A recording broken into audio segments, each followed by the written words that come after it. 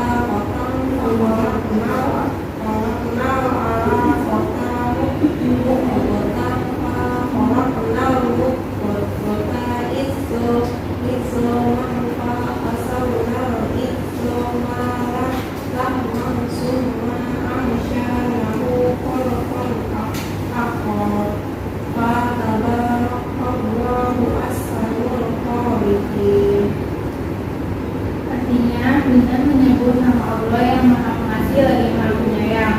Dan sesungguhnya kami telah menciptakan manusia dari suatu saripati berasal dari tanah. Kemudian kami jadikan saripati itu air mani yang disimpan dalam tempat yang kokoh atau rahim. Kemudian air mani itu kami jadikan segumpal darah, lalu segumpal darah itu kami jadikan segumpal daging, dan segumpal daging itu kami jadikan tulang belulang. Lalu tulang belulang itu kami bungkus dengan daging. Kemudian kami jadikan dia makhluk yang berbentuk lain. Maka Maha Sucilah Allah, Pencipta yang paling baik. Terima kasih Putri Ayu, Firya, dan juga Putri Syifa. Ibu mau sedikit menjelaskan ya kepada kalian tentang ayat ini yang sedikit berkaitan dengan materi kita pada hari ini. Allah menciptakan manusia dari saripati tanah dan menjadikan air mani yang ada pada tubuh seorang laki-laki dan disimpan pada rahim yang ada pada perempuan. Betapa Allah sudah menyiapkan seluruh detailnya dari yang terkecil hingga terbesar. Bagaimana setiap makhluknya hingga menghasilkan keturunan. Oke, sekarang kita akan absen terlebih dahulu ya. Baik Bu. Anissa, Hadir. Firya Landara, Hadir. Putri Ayu, Hadir Bu. Putri Syifa, Hadir Bu. Rizky Aulia, Hadir Bu. Pamela Viva. Hadir Bu. Oke, semoga Pamela cepat sembuh ya. Amin. Nah, dari apa yang sudah Ibu jelaskan tadi, kira-kira ingat tidak hari ini kita akan membahas tentang materi apa? Saya Bu. Ya, selamat ya Ibu. Tentang pembelahan sel ya Bu. Iya, betul. Jadi hari ini kita akan membahas tentang pembelahan sel. Namun sebelum kita masuk ke materi pada hari ini, Ibu mau sedikit bertanya nih, kira-kira ada yang masih ingat tidak ya materi yang kemarin disampaikan itu tentang apa? Saya Bu. Iya, Rizky Aulia. Tentang materi genetik Bu. Di dalamnya itu kita membahas tentang gen, kromosom, dan DNA. Wah, keren, Aul masih ingat ya berarti? Iya betul, minggu lalu kita membahas tentang materi genetik yang mana akan berkaitan dengan materi kita pada hari ini tentang pembelahan sel. Langsung aja kita masuk ke PPT-nya. Putri Syifa kalau bantu Ibu ya. Baik Bu. Hari ini kita akan membahas tentang pembelahan sel. Pada pembelahan sel hari ini kita akan membahas tentang mitosis, meiosis, dan gametogenesis. Ini kompetensi inti yang akan kita capai setelah mempelajari materi pada hari ini.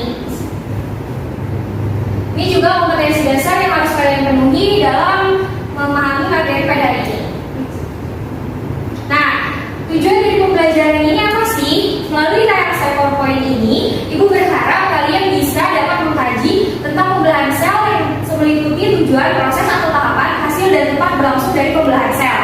Melalui tayangan video, peserta didik dapat mengaitkan hubungan antara pembelahan mitosis dan meiosis atau gametogenesis dengan penurunan sifat dari induk pada anaknya berdasarkan pengamatan gambar, diagram, atau film. Next. Nah, apa sih pembelahan sel itu? Ada yang tahu nggak?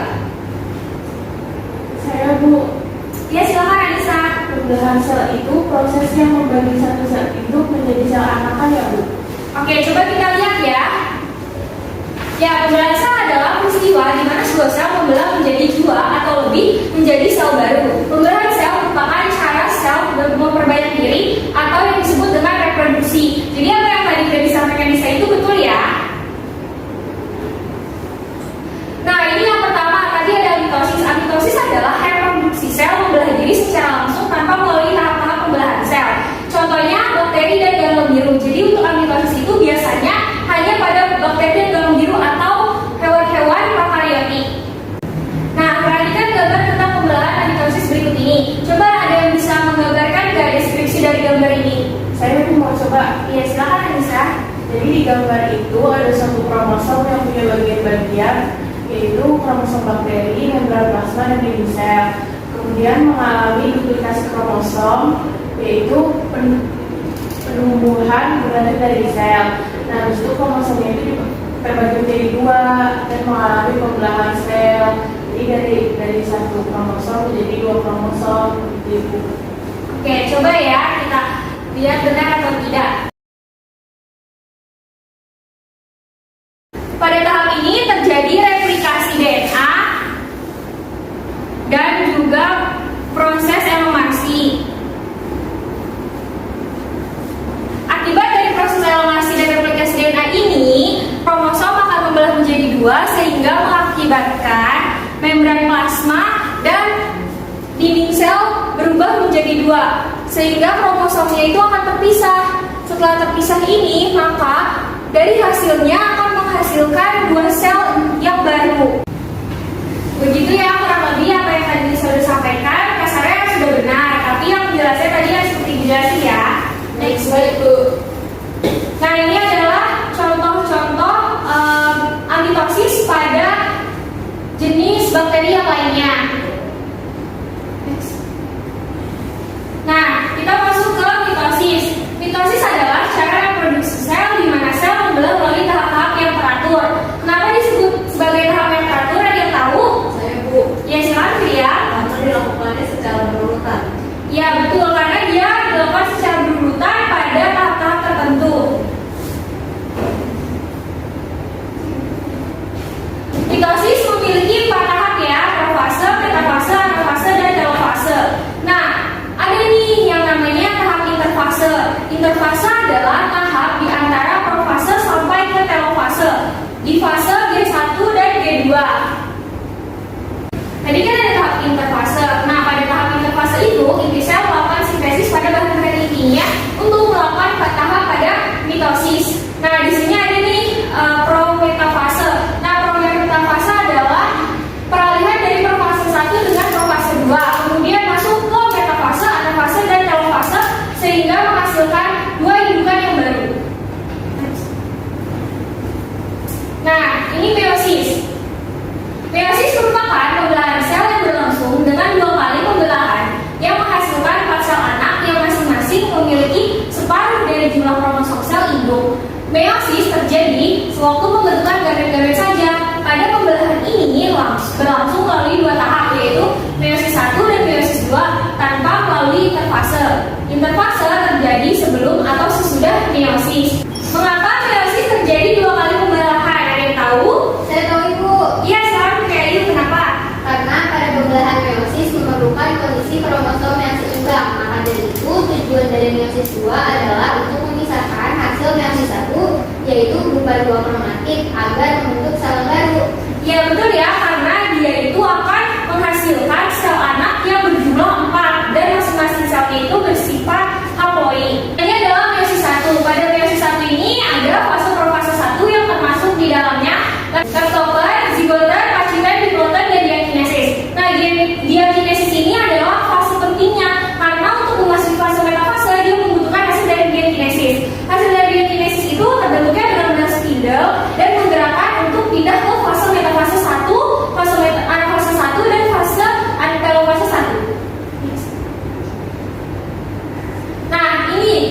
Jadi ini adalah proses prosofase 1. Ini akhirnya sampai ke bentuk benang-benang spindle dan masuk ke metafase. Di sini kromosomnya akan mencari bagian mana yang terkuat sehingga berpisah menuju ke spindle-spindle ini menuju ke sentromer. Dan masuk ke tahap anafase. Di tahap anafase ini kromosomnya akan membuka dan saling bersilang antara warna hijau dengan warna biru. Dan pada telomase menghasilkan hasil yang masih diploid. Pada fase anafase kan kromosomnya sudah berpindah nih mengikuti kutub-kutub dari benang-benang spindle. Kemudian pada fase telomase 1 ini menghasilkan anakan yang bersifat diploid atau 2N. Makanya untuk menghasilkan 4 anakan baru yang bersifat haploid dibutuhkan proses meiosis 2. Nah, ini meiosis 2. Tujuan dari meiosis 2 membagi kedua salinan tersebut pada sel anakan yang baru. Pada tahap meiosis 2 terjadi tahap-tahap serupa pada meiosis 1. Bedanya dia menghasilkan hasil yang haploid. Nah, meiosis itu hanya terjadi pada organ-organ kelamin. Tahapnya juga sama, ada fase profase 2, fase metafase 2, fase anafase 2, dan fase telofase 2. Sampai sini ada yang mau ditanyakan? Saya Bu, Silakan Bu Syifa. untuk perbedaan mitosis dan meiosis itu apa ya Bu? Oke, mitosis itu menghasilkan hasil yang identik, sedangkan kalau meiosis itu menghasilkan hasil yang berbeda dengan induknya. Dan hasil dari meiosis itu kan tadi 4 anakan yang bersifat haploid. Sedangkan pada mitosis menghasilkan hasil yang diploid. Itu Dr. Syifa. Baik Bu, terima kasih. Next. Nah, ini proses-proses pada meiosis 2. Tadi kan dia udah dapat bahan tuh dari meiosis 1, yaitu 2 indukannya nih yang hasilnya masih 2N atau diploid. Nah, dari hasil itu kemudian dia dibagi lagi antara masing-masing kromosomnya dengan bagian-bagian yang berbeda. Bisa dilihat kan ini kapasitas dari warna biru dan kapasitas dari warna merah setiap yang mengikat pada benang-benang spindle-nya itu berbeda. Nah, setelah mereka diikat oleh benang-benang spindle, mereka akan membentuk kromosom dengan persilangan yang berbeda. Dari persilangan berbeda itu, dia akan menghasilkan 4 anakan yang baru.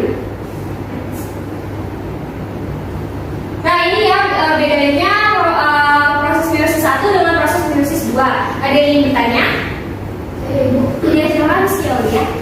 kenapa meiosis hanya terjadi di organ kelamin? Ya, karena meiosis terjadi di organ kelamin untuk menghasilkan turunan yang baru. Kalau misalnya pas mitosis, dia akan sama dengan identik dengan induknya.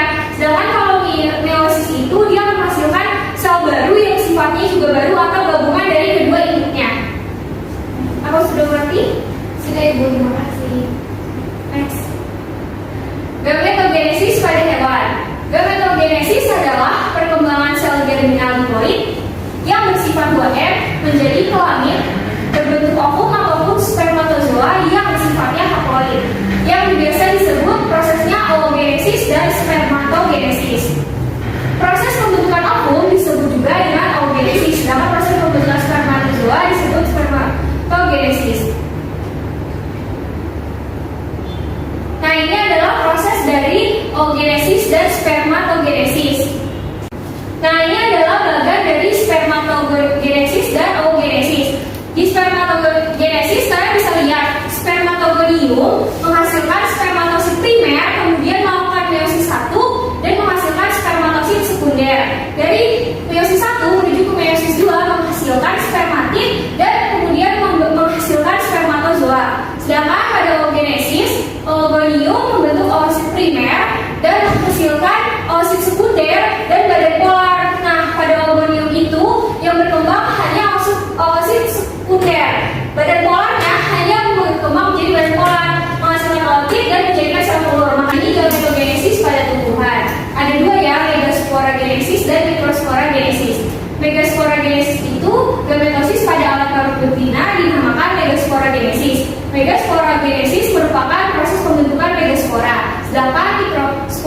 mikrosporogenesis. Mikrosporogenesis merupakan proses pembentukan gamet jantan terjadi di dalam kepala sari.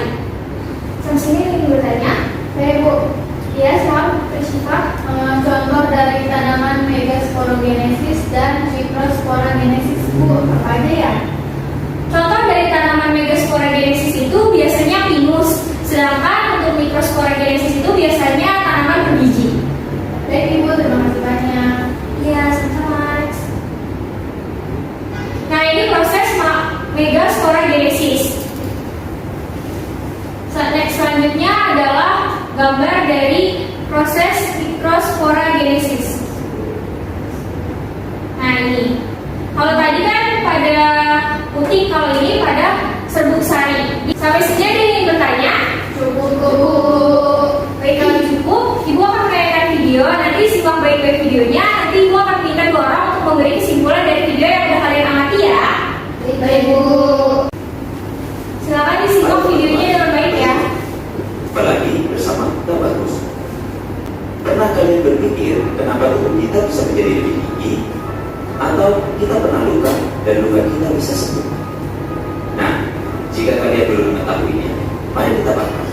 Pada dasarnya, tubuh kita bisa jadi lebih tinggi dan luka kita bisa sembuh merupakan peran pembunuhan sel.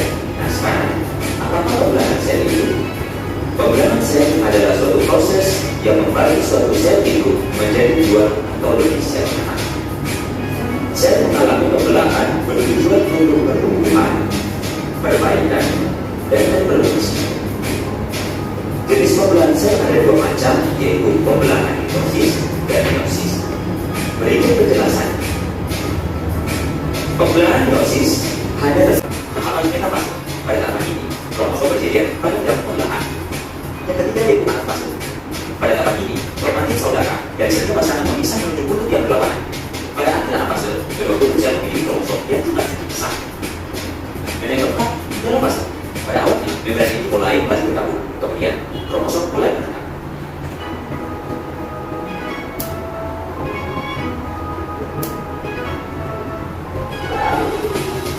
Sekarang, melalui Sudah selesai ya videonya. Bagaimana anak-anak, siapa di antara kalian yang mau memberikan kesimpulan dari video ini? Saya Bu, Ya, silakan Rial. saya menjelaskan bagian mitosis ya Bu. Pada mitosis dihasilkan 2 anak sel yang bersifat diploid atau 2R dengan informasi genetik yang identik. Sel anak mitosis memiliki jumlah kromosom sama dengan induknya. Sedangkan pada meiosis dihasilkan sel anak yang bersifat haploid dengan jumlah kromosom anak setengah dari jumlah kromosom induknya. Bagus sekali Rial. Ada yang ingin memberikan kesimpulan di bagian meiosis? Saya Bu, Silakan Anissa. pembelahan meiosis hanya terjadi pada organ kelamin. Pembelahan meiosis berfungsi untuk menghasilkan sel gamet, yaitu sel telur dan sel sperma. Melalui pembelahan ini akan dihasilkan sel anak yang mempunyai kromosom setengah dari kromosom sel induk yang bersifat diploid dan akan menghasilkan sel baru yang bersifat haploid Bu. Wah, kalian menyimak videonya dengan baik ya. Terima kasih Anissa dan Rial. Itu ada sedikit games nih buat kalian. Gamesnya berupa teka-teki silang tentang materi pada hari ini. Nanti satu-satu dari kalian, Ibu minta maju ke depan dan menuliskan bagian teka-teki silang yang ingin kalian jawab ya. Baik Bu. Tesnya ya, siapa yang mau maju duluan? Saya Bu. Ya silakan, Putri Ayu, komisi yang nomor berapa? Saya mengisi yang 1 terdaftar Bu. Ya, baca dulu kan? Aku di sini. Bacain soalnya lalu maju dan menjawab. Iya maksudnya itu bukan depan. Ulang. Oh, depan. Biasa gitu. Nah, ini tesnya siapa yang ingin menjawab duluan? Saya Bu. Silakan Putri Ayu, ingin menjawab nomor berapa? Saya mau menjawab soal 1 mendatar yang fase istirahat, tetapi dalam fase ini terjadi sintesis zat. Ya, silakan Putri Ayu maju ke depan.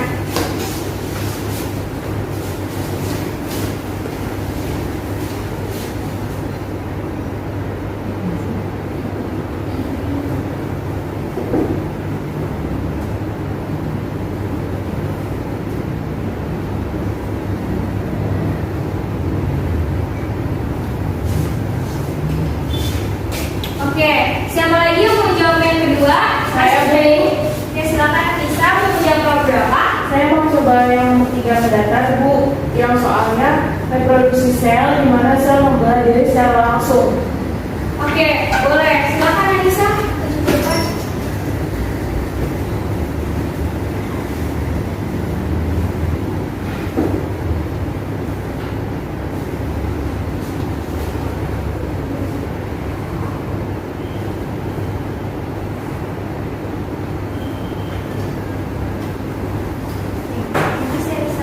Satu orang lagi, siapa yang ingin menjawab? Saya Ibu. Silakan kalian menjawab yang mana? Nomor 4 menurun, yaitu cara reproduksi sel di mana sel membelah melalui tahap-tahap yang teratur. Ya, silakan. Kamu tunjukkan.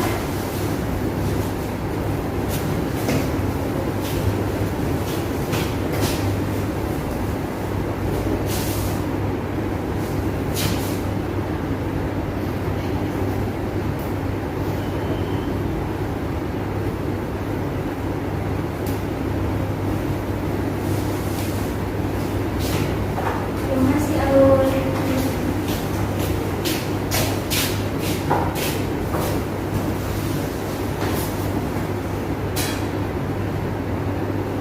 Oke, jawabannya benar semua ya. Berarti kalian menyimak penjelasan Ibu dan video yang tadi Ibu tanyakan dengan baik ya.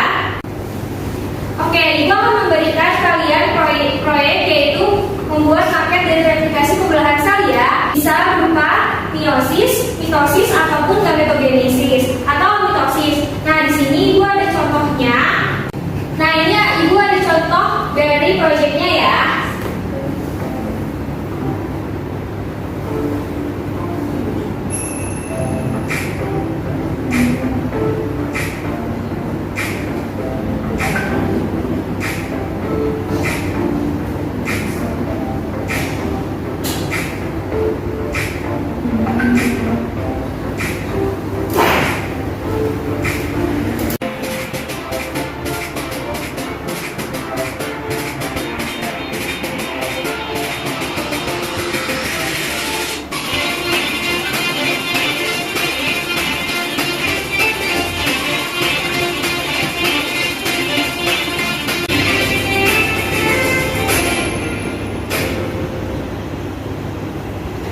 Nah, itu tadi contoh dari proyeknya ya. Proyek ini dilakukan secara kelompok. Untuk kelompoknya kalian pilih sendiri saja ya.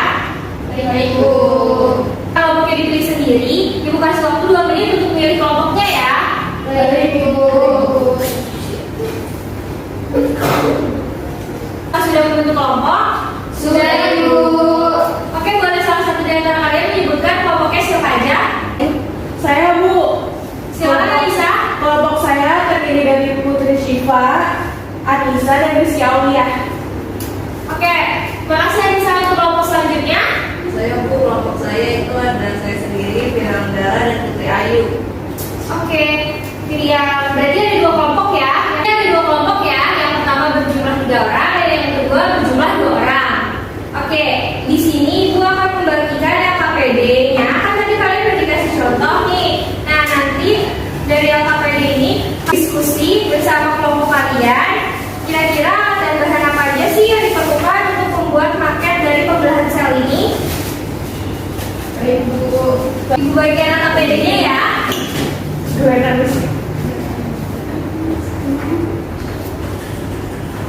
Silakan dicermati dan dipahami ya.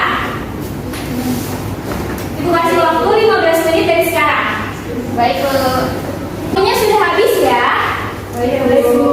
Silakan kalian persiapkan alat dan bahan yang sudah kalian diskusikan tadi minggu depan dibawa dan akan dipresentasikan di depan ya dari masing-masing kelompoknya. Sampai di sini ada yang ingin bertanya? Cukup, Bu. Baik, kalau sudah cukup, siapa yang ingin menyampaikan kesimpulan pada hari ini? Saya, Bu. Ya, silakan Putri Syifa. Jadi kesimpulan dari materi hari ini adalah pembelahan sel merupakan peristiwa sel yang membelah menjadi 2 atau lebih menjadi sel baru. Pembelahan sel dibagi menjadi 3, yaitu amitosis yang merupakan pembelahan sel secara langsung tanpa melalui tahap-tahap pembelahan sel.